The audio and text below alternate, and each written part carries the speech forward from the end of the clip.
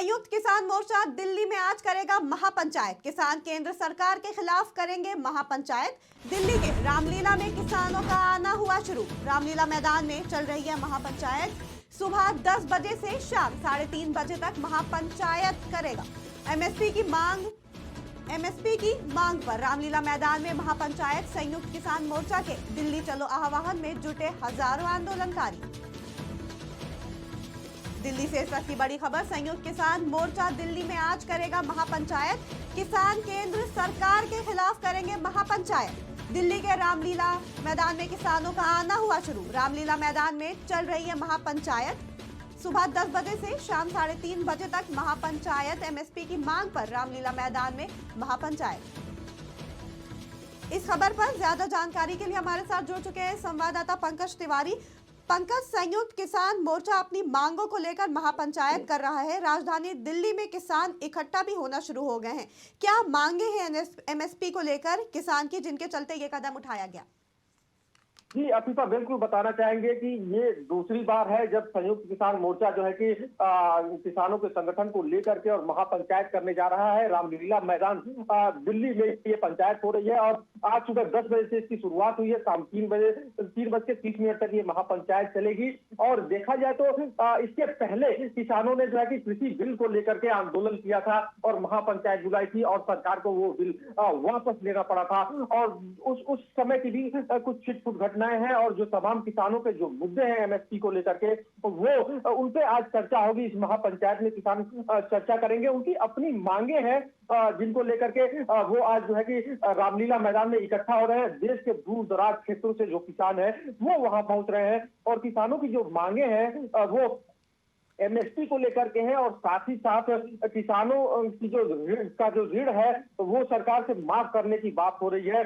कृषि के कारपोरेट वो विदेशी कंपनियों पर रोक लगाने की मांग कर रहे हैं जो किसान है वो, और कृषि प्रोसेसिंग में विदेशी कंपनियों पर रोक लगाने की बात कर रहे हैं। खाद्य पूर्ति में विदेशी कंपनियों को की रोक लगाने की बात कर रहे हैं। तो पंपिंग सेट के लिए 300 यूनिट मुफ्त बिजली, यानी जो किसानों को फ्री में बिजली देने की बार बार बातें होती हैं राजनीति में और चुनाव के दौरान।